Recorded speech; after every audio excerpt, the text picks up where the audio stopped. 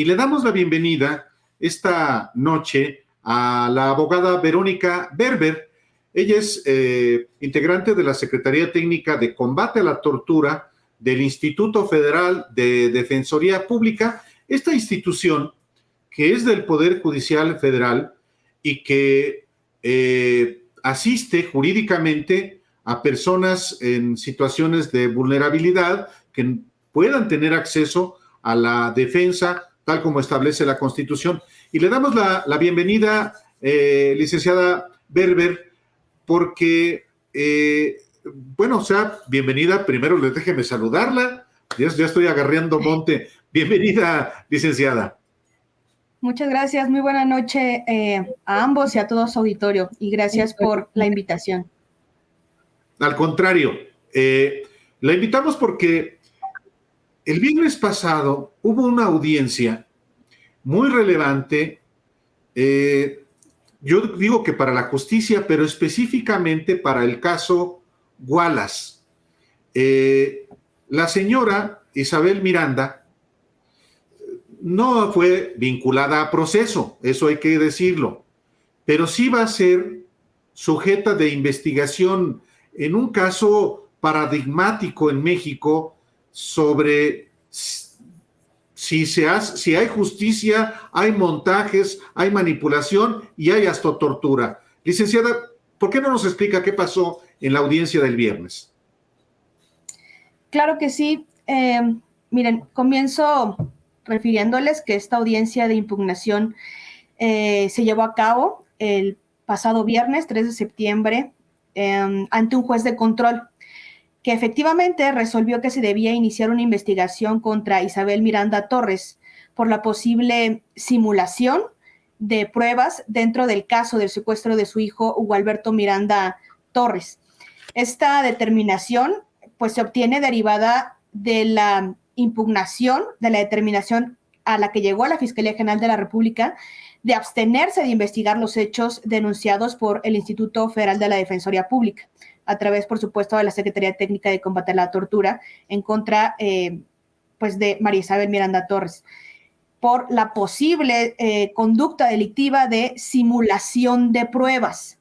Por supuesto, este delito se entiende que es en perjuicio de la administración de justicia, pero también en contra de las personas que pueden resultar agraviadas por estos hechos, como lo son en este caso nuestros representados, que se encuentran dos de ellas en proceso y otros ya con sentencia por el supuesto secuestro de Hugo Alberto Miranda Torres, hijo de la denunciada. Particularmente en la denuncia se establecen hasta el momento 2 hechos. El primero es el relacionado con el hallazgo de la gota de sangre y la licencia de conducir de Hugo Alberto Wallace en el departamento donde se supone que ocurrieron los hechos del cautiverio y la privación de la vida, donde se refiere que Isabel Miranda Torres tuvo acceso a ese departamento mediante el inquilino Rodrigo de Alba Martínez, el que se establece o se afirma que es su empleado. Esto entre octubre de 2005 y febrero de 2006, es decir, en el intervalo entre el primer cateo que realiza la Fiscalía, donde no se localiza ningún indicio, y el segundo, donde se localizan estos elementos, la gota de sangre y la licencia de conducir. Por lo cual se infiere razonablemente que pudo haber sido alterado el lugar de los hechos y sembrado dichos indicios. Es decir, hasta este momento no se puede afirmar que haya ocurrido esta situación, sin embargo, sí se puede establecer que es un hecho susceptible de ser investigado porque es posiblemente cometido durante la investigación de este caso. El segundo de ellos es en relación al parentesco de José Enrique del Socorro Wallace con Hugo Alberto Wallace Miranda. Esto porque por una afirmación realizada por otra persona, Carlos León Miranda, en la que refiere que él es el verdadero padre biológico de Hugo Alberto y no así José Enrique del Socorro Wallace. Esta alteración, de acuerdo a las manifestaciones de este testigo y que incluso son corroborados con elementos, con prueba científica de ADN, refiere que María Isabel Miranda Torres, ante el aceido de la entonces Procuraduría General de la República, con anuencia de diversas autoridades, altera la toma de muestras que se realiza a esta persona, es decir, haciéndolo pasar por una persona que no era, en este caso, José Enrique del Socorro Wallace. No obstante, presentado estos elementos ante la Fiscalía General de la República, el 25 de junio de 2021, el agente del Ministerio Público, de manera arbitraria, emite una determinación mediante la cual refiere que se abstiene de investigar los hechos denunciados. Esto, en resumen, porque consideró que no existía delito alguno que perseguir, porque se trataban, decía él, de meras suposiciones que no se encontraban sustentadas, y que en todo caso debía ser un juez, el juez de la causa, quien mediante una resolución determinara que efectivamente había existido una simulación de pruebas de las que se ofrecieron durante el proceso. Y también consideró que el delito se encontraba prescrito. ¿Qué significa esto? Que ya había fenecido el plazo que tiene la Fiscalía para investigar estos hechos, pretendiendo dejarlos, por supuesto, en total impunidad. Y bueno, ante esta situación, la Secretaría Técnica solicitó que un juez revisara esta determinación, misma que fue resuelta, como les comenté anteriormente, el 3 de septiembre de 2021, dentro del expediente 177-2021, en el Centro de Justicia Penal Federal del Reclusorio Sur. Esta audiencia, por supuesto, que fue presidida por un juez, el juez Juan José Hernández Leiva, y también participamos, por supuesto, tanto el titular de la Secretaría Técnica como yo, como asesores jurídicos de las víctimas. También, por supuesto, el agente del Ministerio Público. Y aquí hay un tema, particular, porque también estaba presente la denunciada María Isabel Miranda Torres, asistida de su defensor particular, Joan Torres Pérez. Sin embargo, esto es importante porque estas personas, tanto la denunciada y, por supuesto, cuanto menos su abogado, no habían sido citados, puesto que precisamente lo que se estaba impugnando era la negativa de la Fiscalía a investigarlos y, sin embargo, estos se presentaron. Es decir, esto implica o esto significa que alguien les filtró la información de que se iba a llevar a cabo la audiencia e incluso, pues, por supuesto, hasta les compartieron el link de acceso a la audiencia. El juez, en aras de no vulnerar su derecho de defensa, les permitió estar presentes, pero no les dejó hacer manifestaciones al respecto, puesto que se confirmó, o el juez confirmó, pues que no eran parte porque no habían sido citados, dado que el Ministerio Público se había negado a iniciar la investigación en su contra en ese momento. Verónica, déjeme le pregunto esto muy rápidamente. A ver, dos cosas que son fundamentales. La primera, Hugo Alberto, hay dos dudas clave. La paternidad de Hugo Alberto, por un lado, y la otra es si realmente fue secuestrado y asesinado, que son tesis que se han planteado en los últimos años cada vez con más fuerza y pues conforme ella ha perdido poder político, también se han revivido mucho estas mismas teorías. Usted, como abogada, ¿usted qué cree sobre Hugo Alberto? Hugo Alberto ¿sí fue víctima de un crimen? ¿O también lo tienen en duda? ¿O no lo tienen tan claro? Ajá. Nosotros lo que ponemos en duda completamente es la fiabilidad de la investigación. Es decir, los elementos con los cuales se está llevando un proceso en contra de nuestros representados por el secuestro de Hugo Alberto. No podemos afirmar o negar que Hugo Alberto fue secuestrado o incluso que fue privado de la vida, porque no tenemos elementos para poder establecerlo. Sin embargo, sí contamos con elementos para poder establecer una duda razonable respecto a los elementos probatorios que se tienen dentro del proceso. Es decir, que toda esta investigación fue manipulada y por tanto es muy difícil, podríamos decir casi imposible, llegar a la verdad de los hechos. Y cuando se tiene esa duda, pues no se puede, incoar una responsabilidad contra ninguna persona. Usted tiene, perdón Álvaro que me atravesé rápidamente, ¿usted tiene certeza de que Isabel Miranda de Wallace utilizó el poder político que tuvo, su cercanía en específico con el expresidente Felipe Calderón, para manipular este caso, para manipular evidencia, para ejercer presión sobre servidores públicos, ya sea el Ministerio Público o los mismos jueces? ¿Usted cree eso?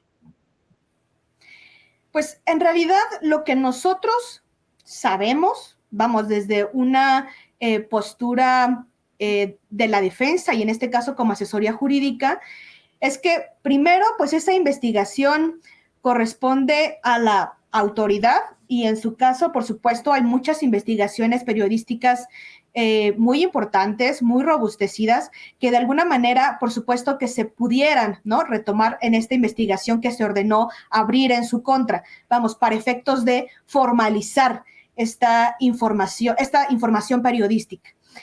Sin embargo, también hay que decir que hay muchos de estos elementos que hasta el momento no se encuentran en el expediente. Y, lo único que sí existe, relacionado con este elemento, es que estuvo vivo después de la supuesta desaparición. ¿A qué me refiero? Con que hay testimoniales que refieren haber hablado, haberlo visto, posterior al supuesto secuestro que sufrió. Por tanto, pues si hubo manipulación, no sabemos o no podemos establecer hasta este momento, gracias a quién se pudo la señora manipular esta investigación. Es decir, sí o sí tuvo que haber alguna anuencia, alguna tolerancia de las autoridades de investigación y no sabemos si más arriba, pero por lo menos respecto a las autoridades que estuvieron interviniendo directamente en la misma, tuvo que haber habido algún conocimiento respecto a estos actos. Estamos platicando esta tarde aquí en Los Periodistas con la licenciada Verónica Berber. Ella es integrante de la Secretaría Técnica de Combate a la Tortura del Instituto Federal de Defensoría Pública. Es un hecho que la señora María Isabel Miranda Torres, que se hace llamar Isabel Miranda de Wallace, fue Premio Nacional de Derechos Humanos en 2010, fue candidata del Partido Acción Nacional a jefa de gobierno en 2012, está acreditada la cercanía de esta ciudadana empresaria a Felipe Calderón, pero yo quiero preguntarle, licenciada Berber, la relevancia que tiene este caso para la justicia, para que se esclarezca un caso de homicidio o de presunto secuestro y presunto homicidio, pero también un caso de tortura contra una persona que es señalada de haber participado en el supuesto suicidio o en el supuesto homicidio del hijo de Isabel Miranda, que me refiero a Brenda Quevedo, que está acreditado que fue torturada, inclusive dentro de la cárcel, y esto no pudo haber ocurrido sin la anuencia de ciertas autoridades. Le pido, licenciada, que justamente le diga al auditorio por qué es tan importante este caso en términos de justicia para el país. Sí, es importante, muy importante lo que acabas de comentar. y es que este caso ya escaló a nivel internacional. Como a partir de la opinión 45-2020, emitida el año pasado por el Grupo de Trabajo sobre Detenciones Arbitrarias de Naciones Unidas, en favor de Brenda Quevedo Cruz, donde insta al Estado mexicano a investigar todas las violaciones a derechos humanos que han surgido en el caso, entre ellas, por supuesto, el debido proceso, lo cual implica investigar si existieron pruebas simuladas en su contra. Es decir, esto no es una cacería de brujas, sin embargo, pues no habrá justicia mientras las cárceles pues estén repletas de personas inocentes a quienes fabrican delitos a partir de la tortura. Y en ese sentido, pues por supuesto que la Defensoría ha puesto todo su esfuerzo en defender a estas personas, pues por supuesto, litigando con ética, totalmente con apego a la ley y por supuesto con apego a la verdad, ¿no? Aquí no hay ninguna manipulación, de hecho no hay ninguna manipulación de autoridades, sino todo, justo lo que queremos volcar es este caso, es conforme a la ley. Y en ese sentido es muy importante mencionar que hay algo que se denomina dentro de la materia penal, que es el efecto corruptor. Y eso es lo que nosotros afirmamos que ha ocurrido en este caso. Y es que derivado de todas las violaciones a derechos humanos, todas las violaciones al proceso que se han seguido desde la investigación y que se han llevado durante todos estos años hasta incluso sentencia, pues ya no se tiene certeza en realidad de lo ocurrido, ¿no? Esto, ustedes recordarán, se vio en algún momento con el caso de Florence Cassés, en el que pues no se puede determinar si era inocente o culpable. Lo que sí se puede determinar es que derivado de las falencias de la investigación y de la mala actuación de las autoridades de investigación, no se pudo determinar la verdad de los hechos. No se pudo esclarecer los hechos. Eso es lo que nosotros planteamos hasta este momento, porque en realidad no tenemos ninguna certeza realmente de lo que ocurrió. Tenemos ciertos elementos posteriores a los hechos que sí podemos probar, como son los hechos de la tortura, que incluso, como les refería, instancias internacionales han confirmado, ¿no? Usted cita aquella investigación que ocultó la Comisión Nacional de Derechos Humanos, porque es público que la CNDH en su momento ocultó una investigación que se realizó un año después de la detención de Brenda. Se hizo la CNDH hizo una investigación y esa investigación se ocultó. Ella, de acuerdo con el protocolo de Estambul, fue torturada en Islas Marías. ¿Cuál es el efecto que va a tener ahora, en estos momentos, y a qué están ustedes recurriendo para que afecte a este caso de manera positiva a su defendida, en este caso a Brenda, abogada? Sí, vamos, en realidad en su momento la resolución de la Comisión Nacional de Derechos Humanos pues no abonó propiamente al caso de la investigación por tortura de Brenda Quevedo, ¿no? De hecho, oculta el expediente. Exactamente. De ¿no? hecho, lo oculta. Pues vamos, por ahí no ahondaré demasiado, pero incluso sabemos o tenemos elementos para referir que una familiar de Marisabel Miranda Torres era directora o es directora incluso hasta este momento dentro de la comisión, ¿no? Entonces, eso de alguna manera nos hizo suponer la alteración a la manipulación que se tuvo dentro de la determinación. Es decir, que por supuesto, ¿no? Que fue una actuación parcial por parte de los servidores públicos de la Comisión Nacional de Derechos Humanos hasta ese momento. Nosotros lo que pretendemos, pues ya no es allegarnos de elementos de investigación de violación a derechos humanos por parte de la Comisión Nacional, sino aportar directamente por parte del Consejo de la Judicatura bases científicas para poder probar dentro del proceso que efectivamente Brenda Quevedo fue víctima de tortura en diversas ocasiones. Pues es un caso muy relevante y le pedimos, licenciada Verónica Berber, del Instituto de Defensoría Pública, Instituto Federal de Defensoría Pública, que sigamos en comunicación porque este asunto sí es de enorme relevancia. Se inicia la investigación por algo que no es menor, es simulación de pruebas. Y, por supuesto, ojalá que aquí la Fiscalía General de la República haga lo que corresponde.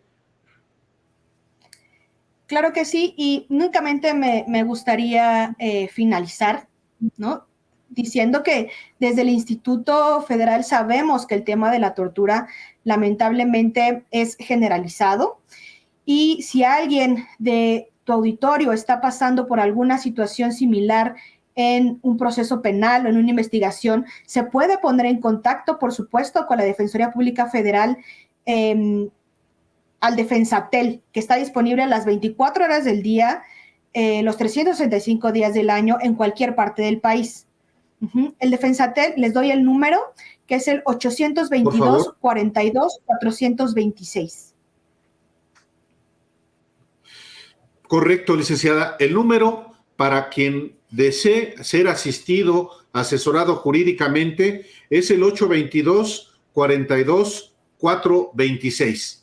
Ese es el número correcto al que cualquier persona puede llamar las 24 horas, a cualquier hora, los 365 días del año. Muchísimas gracias, licenciada Berber, por esta oportunidad de informarle al auditorio de los periodistas. Muchas gracias. Muchísimas gracias a ustedes.